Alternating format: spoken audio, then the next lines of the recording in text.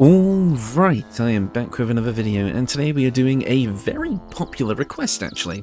I've been asked many times to do a clown build, either focusing entirely on the clown hammer, or kind of a build based on Harley Quinn / the Joker, so you can kind of guess what this character's visual design was inspired by. This is a long-standing request and many people have asked for this, and I never really got round to it for some reason, but today I've decided to do it as the request kind of came up again recently, and I thought, you know what?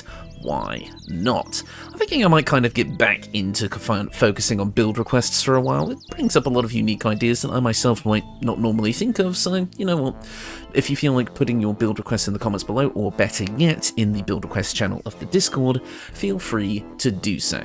But without further ado, let's talk about this build. So, the overall thing that we're going to try and work with here is the clown hammer, which basically inflicts Tasha's hideous laughter on the wearer and the person that they hit whenever we land a critical hit. And I wanted to maximize the efficiency of this kind of strategy, getting as many critical hits as we can, while also getting a large dollop of power and some other clown-themed things. So basically kind of being a showman, somebody who would work at the circus. Now this character in particular, it kind of plays on the edge of like if you want to choose to be kind of evil or good. In fact, I actually recommend playing this as a Durge, but specifically a redemption Durge. Because I don't know, I feel like that kind of playstyle would probably fit this character the best. I mean, everyone wants evil clowns, like Joker and Harley Quinn, but nobody ever wants to play the nice clown, and perhaps this is literally that. It's just a clown trying to do good in a world where, you know, they want to murder everybody subconsciously. I have no idea at this point. I'm trying to make something interesting for this character, and I kind of think I do think Durge would be the best way to do it, in my personal opinion. So, without further ado, let's get into the actual build itself. We're going to be kicking things off as a fighter. This is going to give us access to all weapons, all armor, everything we want. And I feel like starting with fighter does make sense. Now, for those of you who know what the clown hammer does, you may think that starting with a different class that specifically gives us wisdom saving throw proficiency might be better, but I'll get into a strategy later in which we don't need it at all. So starting off with fighter is going to give us a bunch of things. Constitution saving throw proficiency to help maintain concentration on our spells is going to be super important, as there is a concentration spell I plan to use with this build that is going to be a cornerstone of it, and we're going to want to maintain it as much as we can. So fighter is just going to give us everything we want in general, including a fighting style, that being great weapon fighting. Now the clown hammer is a warhammer, meaning it is versatile, so you can technically do dual wielding or, you know, shield or whatever you want to do, but I think this kind of weapon just fits better with two-handed gameplay, because, you know, just using two hands to just smack this big old clown hammer down on something looks way more comical than doing it with a shield or like dual wielding or something like that, and it's going to fit into this playstyle that I'm going for quite nicely, as you'll see in a moment. As for my ability scores, I have them at a pretty standard kind of charisma set. We're going for charisma 17 because yes, we are using Ethel's Boon with this build. It just makes this build work so much better stat-wise, and I think again a character like this would probably do it. Again, they're not exactly, you know, again, if we're looking at this maybe from a Harley Quinn perspective, yeah, they've kind of done a face turn recently, but they still did some evil shit back in the day and would absolutely take a little bit more power, I think, at least that's just my opinion. So yeah, charisma 17, bumping that up to an 18 with Ethel's Boon, constitution at 14, and dexterity at 16. Feel free to swap these around if you so desire. It doesn't really matter which one's which. If you want more HP or more AC, go for that. I am going to be using heavy armor with this build because I just think that kind of works since we are a fighter. But if you wanted to wear medium armor, then have the higher dexterity. But I also think this is really good for initiative as well. You're going to want a decent initiative to get your strategy set up right away. So this is how I would personally do it. But if you're wearing heavy armor and you don't care about the initiative as much, then you could probably swap this out for constitution. Intelligence and strength are at 8 because we don't need either of them. And wisdom is at 10 because that's our kind of dump stat. As for our skill proficiencies, now if you play this as a Durge, like I recommend, you will have the Haunted One background giving you intimidation and medicine, which is fine. But if you're not playing a Durge, like I can't create Durges here with the method I used to make these new characters, so I've gone for the Entertainer background, giving us Acrobatics and Performance. You should be able, throughout this build, you will be able to pick up Acrobatics and Performance anyway, but you know, we can also pick up with this setup like Intimidation, Animal Handling, Persuasion, and the reason I've gone for Animal Handling is because if we're a circus performer, we're probably handling animals at some point, so it makes sense, but we might get to speak of animals later, it's up to you, so feel free to pop whatever you want in here. So like I say, if you're playing a Durge, you're going to get some slightly different proficiencies here, so feel free to just kind of mix and match however you like. Next up, I would say you can kind of take these next levels in whatever order you like, but I'm going to go into our primary class first. We're going to come back to Fighter, don't worry. But for now, we're going to go into my primary class. And of course, I mean, this is so obvious. We're making a clown build. I mean, we're going for like a showmanship type of thing, a bit similar to what I did with my Monday video. We're absolutely going to want to go for most of our levels in Warlock. What did you think I was going to say? Anyways, with Warlock, we get to choose our subclass right at level 1, and I want to go with Great Old One. Great Old One is going to give us a ton of things. I've kind of gone for a psychic damage focus with this build because that kind of makes sense for a clown. And Great Old One is going to give us a bunch of stuff that synergizes with our build, namely Tasha's Hideous Laughter. Absolutely perfect. Even though we're going to be getting this on our hammer attacks, it's nice to be able to also get it fairly early into the run, because unfortunately the Clown Hammer is an Act 3 weapon, so getting another way to use Tasha's earlier than that is pretty great, as well as Dissonant Whispers for a psychic damage spell attack. But the main thing we're going to be getting here at level 1 is Mortal Reminder. Since we're going to be going for critical hits anyway, we might as well also make our foes frightened. Because here's the thing, like, I think this is kind of cool. So we hit them with the hammer, getting a critical hit, and then all of a sudden they've just taken a massive blow to the head. They're uncontrollably laughing. Can you imagine how scary that must be? So being able to frighten and make our enemies go into fits of laughter at the same time, it feels very, very Joker-esque. But anyways, we're getting a bunch of stuff, like I said, that we want here. So, with our cantrips, I mean, of course, we might as well take Eldritch Blast to give us a powerful ranged option that is reliable, as well as Friends to give us advantage on those charisma checks. And for our spells, I'm not going to be changing from the default goo spells because I think they are perfect. Next up at Warlock level 2, we're going to be able to pick up some Eldritch Invocations, and I'm going to be picking up Agonizing Blast for the additional damage on our Eldritch Blast, and Devil's Sight to be able to see in darkness, both magical and non-magical, to a distance of 24 meters. We also do get to pick up another spell at the soul, and it's entirely up to you what you want to pick up, it really doesn't matter. Arms of Hadar could be a decent spell, Hex could be a nice concentration option, although again you'll probably be replacing this a bit later. I would say Armour of Agathis might be your best bet just to get that little bit of extra temporary HP. It's entirely up to you, this extra spell doesn't really matter. Next up, at Warlock level 3, we get to choose our Pact Boon, and of course I'm going with Pact of the Blade to be able to bind our Clown Hammer as our Pact weapon, making us proficient with it, which we were already, so that doesn't matter, but it allows us to use our Charisma for the attack and damage rolls. This allows us to be basically one stat dependent, which is really nice, single ability score dependent, so sad, as the wider community would say, and overall just works out quite nicely for this build. I mean, again, Pact of the Tome does exist if you want to get Vicious Mockery that way, and maybe want to play this as a bit more of a spellcaster, but that's not what I'm going for, so Pact of the Blade it is. As for our spells, we do get level 2 spells at this point, and now we're going to be getting one of the most important spells for this build, Darkness, because the thing about a punchline is it works best when you don't see it coming. Darkness is going to allow us to blind all creatures around us, but because we took Devil's Sight, we don't need to worry about that. This is the classic Warlock, Devil's Sight, Darkness combo. So with this, we're basically going to be able to get advantage on all of our attacks, which means we're more likely to hit those critical hits, which is perfect for us. This is going to make us basically impossible to hit for ranged users, and melee users are going to have an even tougher time. This is a really important part of this build, and getting it this early on, about total level 4 for us, is going to make us really solid in the early game as well. We're always going to have a reliable coverage, concentration, damage option. Perfect. At Warlock level 4, we're going to be picking up our first feat, and I want to use that ability score improvement to bump up our charisma to a total of 20 with Effortless Boon, basically maxing out our damage potential right off the bat. We do get another cantrip at this level, it's really up to you to what you want to pick here. I'm going to go with Mage Hand. I feel like a clown could use that for various acts, maybe not all of them above board. As for our spells, we do get an extra level 2 spell at this point, and we might as well pick up Hold Person. If for some reason Darkness isn't going to work, so perhaps our enemy is immune to being blinded, then Hold Person is another great option, allowing us to hold a humanoid enemy still, meaning that all of our attacks against them will be critical hits anyway, so it fits nicely with this build.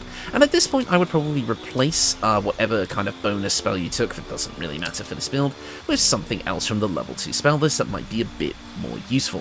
And I'm going to say Crown of Madness. Again, if we're kind of going for that Joker Harley Quinn vibe with this build, then instilling madness in a humanoid enemy makes perfect sense, making them attack creatures closest to them other than ourselves, even if they're allied. So again, it's another concentration option. If you feel like you don't want another concentration option, then things like Mirror Image can be a bit tricksy and would actually be very nice for this build, giving you a buff to your armor class, Misty Step to get around.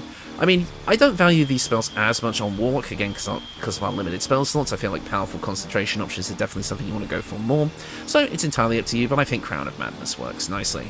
At Warlock level 5, we're going to be getting our Deepened Pact feature, and because we are a Blade Lock, we're going to be getting extra attack, so now we are a full martial fighter.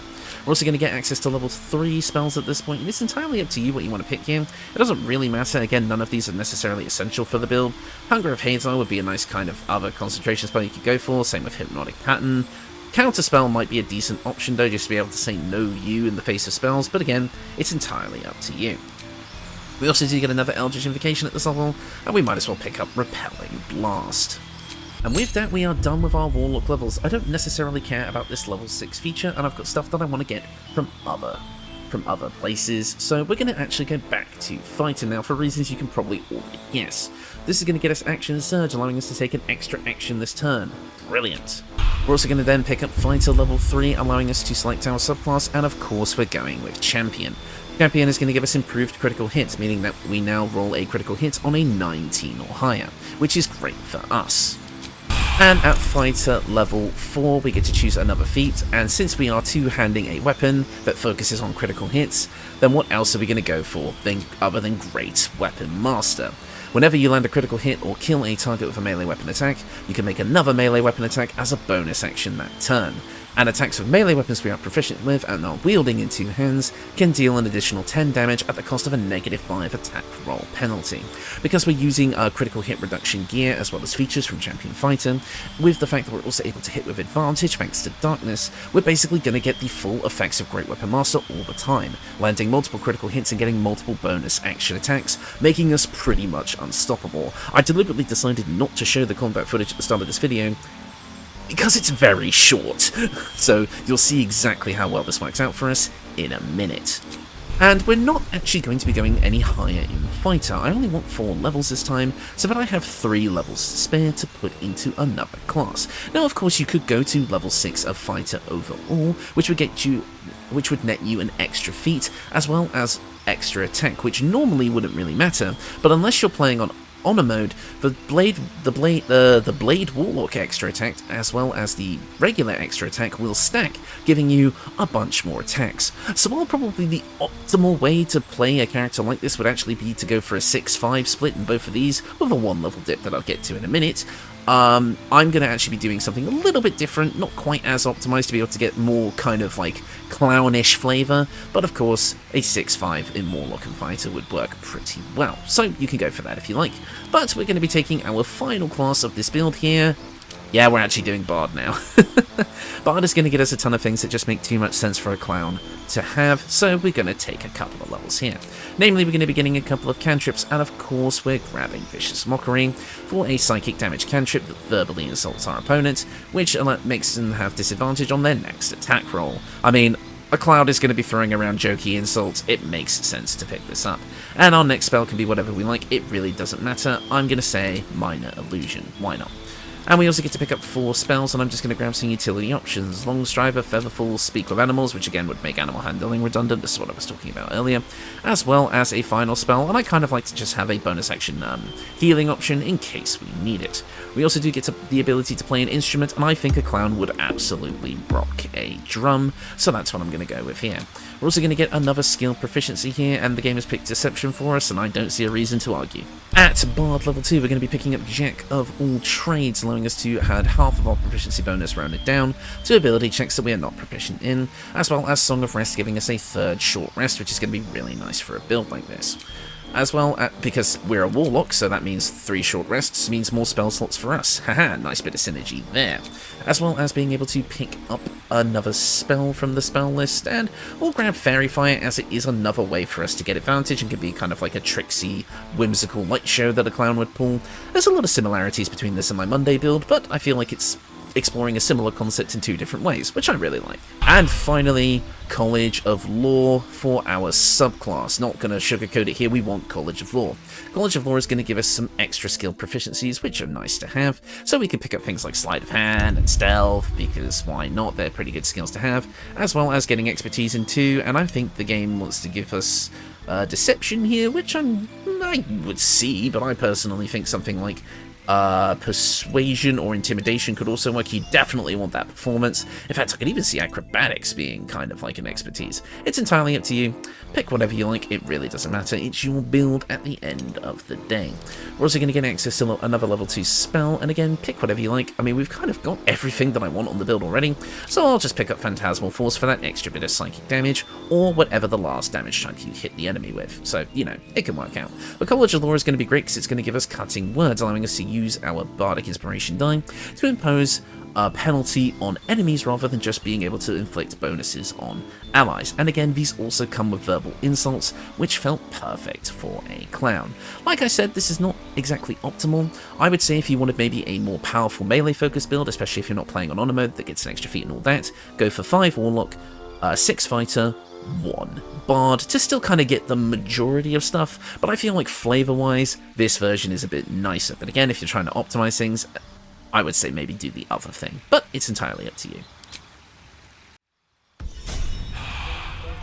And that is the build. We got a little bit of music here, so I'll be cutting out the background music from the actual video here, and we're going to play along, because I felt like that could be fun.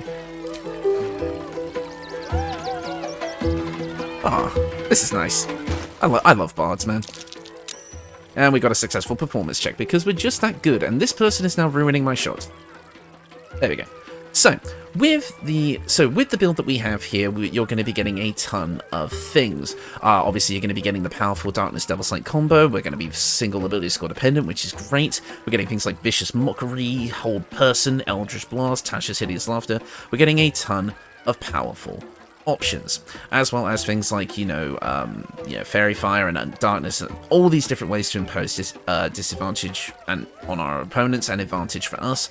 We've just got a lot of things to work with here, and of course we get all the great utility stuff the Bard gets. Everything here works out pretty nicely for a pretty solid base kit. So let's get into the equipment to see how this build shines. First, the star of the show, the Clown Hammer. Whenever this weapon lands a critical hit, both the target and the attacker have to succeed a Wisdom saving throw or be affected by fits of laughter. So the same effect as Tasha's Hideous Laughter. So with Hideous Laughter, the affected entity cannot move or take actions, bonus actions, or reactions, and has disadvantage on strengths and dex saves. Attacks made within 3 meters of it have advantage against it. So even if you don't have Darkness up by the time you're finished, you're still going to be getting that advantage. Once that enemy is on the floor, they're dying. They're dying to the Great Weapon Master, so you absolutely want this. At the end of its turn, or when the entity takes damage, they can try to shake off the effect. Now, of course, this comes with the caveat that we ourselves can also be inflicted with fits of laughter, which is why you're going to want those Wisdom saving throws, right? Well, no. Something you're absolutely going to want to go for with this build, and that you can see I have on here, is the face paint, the Clown face paint. Basically what this means is you're going to basically gain clown face paint, obviously, changing your appearance, but it also comes with a unique effect that I wasn't actually aware of until starting this video. You become unaffected by Hideous Laughter. This face paint is deliberately meant to work with this weapon, so with an immunity to Hideous Laughter, this clown's hammer weapon effect can only affect our enemies. And since you can only get both the face paint and the hammer in Act 3, this strategy is never going to be like out of sync. You're always going to have face paint whenever you have the hammer, so we don't need to worry about Wisdom saving throws, which is awesome. So yeah, Makes perfect sense to me, but of course, as I just said, this is an Act 3 weapon, so I have an earlier game alternative for you, the Charge Bound Warhammer. This weapon normally only gets, is basically normally just a +1 weapon. However, if it is bound as a Warlock's Pact weapon, which we can do, it gains the following benefits. This weapon has an additional +1 bonus to damage and attack rolls, making it a +2 weapon overall, and this weapon deals an additional 1d6 of lightning damage, so it comes built with a built-in Joy Buzzer, which is perfect for us. So you can use this until you get the Clown Hammer, and it won't feel too out of place. As for the rest of our equipment, let's get into it. Our other weapon is the Dead Shot. This can also be obtained in Act 3, and it works with improved critical hit, also reducing our critical hit threshold by 1, meaning that with this we now hit critical hits on an 18 or higher, and again, with advantage, that's going to come up quite a bit. As well as the wielder doubles their proficiency bonus when rolling ranged attacks with this weapon, so even though it's probably not as on theme to use ranged attacks with this weapon, I think it still makes perfect sense to be able to use it if you want to. Basically, it works for this build, but it's mainly just there to give us better critical hits, but you can use it if you like. In addition to this, we also have Savarok's Horned Helmet. We gain dark vision up to a range of 3 meters or 15 meters if you already have it, which doesn't really matter to us because we have Devil's Sight, but the main thing we're here for is the number you need to roll a critical hit while attacking is reduced by 1, and this effect can stack, so now we roll critical hits on a 17 or higher. When you see the combat footage, you'll see how effective this is. Now, also, we cannot be frightened and cannot be afflicted with other emotion-altering conditions, which is just a nice overall benefit. But this is an Act 3 helm, so if you want something with a similar effect that you can get earlier on, we've got the Dark Justicia helmet, giving us a +1 bonus to saving throws against spells, and while obscured, so actually while we have darkness up, we also get that same critical hit reducing effect, as well as a little buff to our con saves. You might actually find that you prefer this if you like that saving throw against spells benefit, but I think Savarok's helmet is just a little bit better, in my personal opinion, but feel free to change it up however you like. Now, if you do what I recommend to do and play as a Durge, you're going to get the Deathstalker Mantle, which is perfect for a build like this. It's very tricksy and quite on theme, causing you to, whenever you kill an enemy, you become invisible for 2 turns, another way of getting advantage and avoiding us kind of getting hit. So overall, I think it works out quite nicely for us being able to get that, extra little bit of advantage and defensive capability, but if you're not playing as a Durge, you could get benefit out of the Cloak of Protection, the Cloak of Displacement. Feel free to kind of pick up whatever you like here, but again, I recommend playing this build as a kind of redemption Durge, like I said, so I think playing with the Deathstalker Mantle makes sense. The armor I've gone for is kind of generic. You can actually put really whatever you like in this slot. It really doesn't matter. Let me know if you can think of something that might work better for this build, but I've kind of just thrown the Adamantine Splint armor in here. It reduces all incoming damage against you by 2, which is just a nice flat buff to have, and whenever a melee attack hits you, the attacker is sent reeling for 3 turns. For every turn of reeling that they have, so by default 3, they have a -1 penalty to attack rolls. So that's a -3 penalty just for hitting us once, and that can stack if they hit us multiple times, so we can actually make ourselves much harder to hit with this armor. We have disadvantage on stealth checks, but, that's kind of whatever. Stealth isn't really our thing, and attackers can't land critical hits against us, which is a huge buff to our defenses. So overall, with the 18 armor class that we get from this, I think it works out quite nicely to have. Now, with the gloves, I've gone for another kind of interesting mechanic with this build. These are the Brain Drain gloves. Whenever we deal psychic damage, which we are able to do through various means, we will be able to inflict mental fatigue, and I feel like being around a clown long enough would definitely inflict mental fatigue. D&D podcast fans around here may know of Chuckles, which would definitely cause this effect. Mental fatigue basically means that the affected entity has a -1 penalty to Wisdom, Intelligence, and Charisma saving throws for every turn remaining. So that means they're going to have a harder chance to succeed against Tasha's hideous laughter inflicted by the Clown Hammer. When it fails a Wisdom, Intelligence, or Charisma saving throw while having 5 or more turns of this condition remaining, the entity takes extra psychic damage and is no longer mentally fatigued. So a similar effect to things like Reverberation and all that. This is going to work nicely with these two rings, which I'll get into quickly.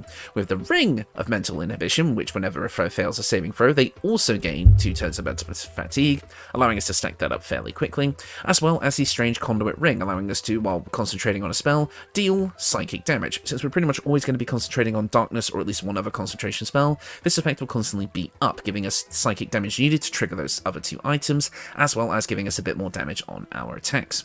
And finally, I had to throw in something goofy here. We've got these Slinging Shoes. Returning to their owner when thrown. On a hit, they deal 2 to 8 psychic damage. I mean, how could I not include that on this build? But it's just one of the goofiest things you can do and just feels really fun. But this is also an Act 3 thing, so, you know, you might want to get something else in the early game, but Disintegrating Nightwalkers or the Boots of Speed would be my personal picks there. And for our final accessory here, the Amulet of the Harpers. Now, I included this for the fact that maybe for some reason you don't use the clown paint, maybe you don't like the way it looks or something like that. The Amulet of the Harpers is going to give you advantage on wisdom saving throws, which will help resist the clown hammer's effects, as well as shield once per long rest, so you never know when that could come in clutch. But yeah, I mean, you can swap this out for whatever you like if you feel like it's not really doing much for you, again, since we have the clown face paint, so, but I figured I'd include it as a safety net of sorts. And finally, I will quickly go over the camp clothing for this build, as I feel like it is quite important.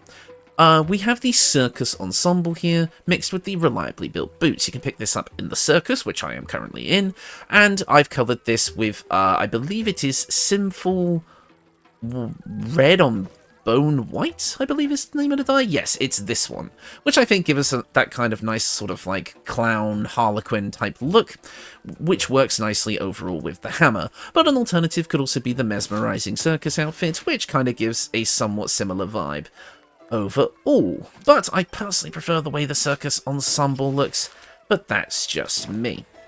Just gonna get the music started back up again. And you get the boots around the same time. So yeah, I think it's a quite nice looking outfit overall, getting into that circusy theme, again, obtained in Act 3, around the same time you get the clown hammer, and all of that good stuff. But just in case you're wondering, this is what the outfit looks like without the camp clothing. I haven't dyed it or anything, but you could probably get some decent dye going on this. In fact, you know what? Experiment time. Let's have a quick look at what this looks like, because I'm now curious. Oh, can we actually, if I don't miss the square... It's kind of got a vibe to it. Yeah, I think the kind of metallic white, you get like the metallic bits mixing with the right white and red. I actually think it looks kind of cool. So yeah, I believe that's everything. Overall, what you're going to be getting out of this build is a very, very powerful strategy overall. It's kind of standard, it is a mixture of different kind of overpowered things. But overall, you're going to be getting, like, I mean, you're getting Great Weapon Master, mixed with Darkness Double Sight, mixed with Critical Hit Threshold Reduction Gear, and the ability to make your enemies basically useless thanks to Hideous Laughter. This build is actually quite fun to play. It's a shame that it only really gets going properly in Act 3, which is where most of the important gear is, and obviously the clown stuff in general, so leading up to Act 3, it's probably not going to feel that spectacular to play, unfortunately.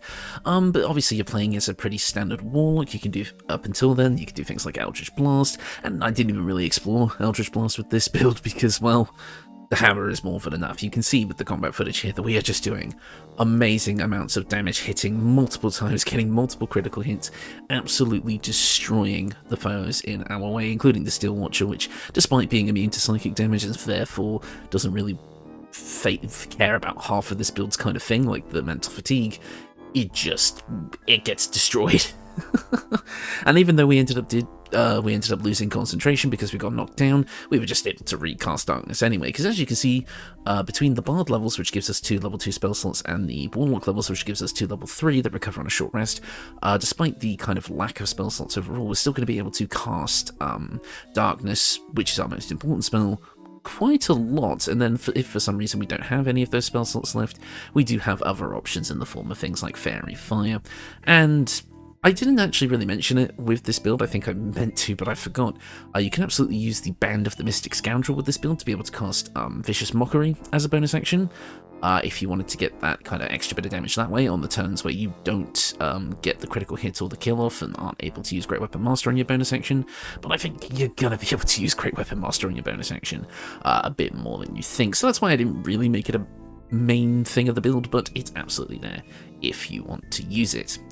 But yeah, not really much else to talk about here. This weekend I'm planning to do a Lethal Company live stream with my friend Red, basically kind of doing a joint collaboration stream, so I hope you guys will come to that. I know last time I did a Lethal Company stream it was a bit tricky, because it was a bit hard for me to balance playing the game and talking to chat, but my streaming kind of powers, basically meaning my way of doing it and my overall ability to stream has increased since last time, so hopefully I can make it a bit more of an enjoyable viewer experience.